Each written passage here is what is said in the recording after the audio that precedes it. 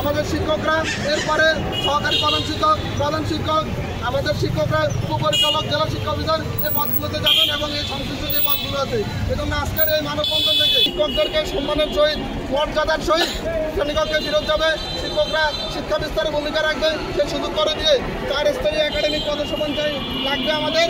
আর যদি সরকার মনে করে যে কলেজের সাথে কনফ্লিক্ট হয়, আমরা মনে করি এখানে কোনো কনফ্লিকশনের কিছু নেই। যদি কনফ্লিক্ট মনে করে তাহলে মাধ্যমিক শিক্ষাকে আলাদা অধিদপ্তর করে দিলে এই সমস্যার একেবারে সুষ্ঠু সমাধান হয়ে যায়।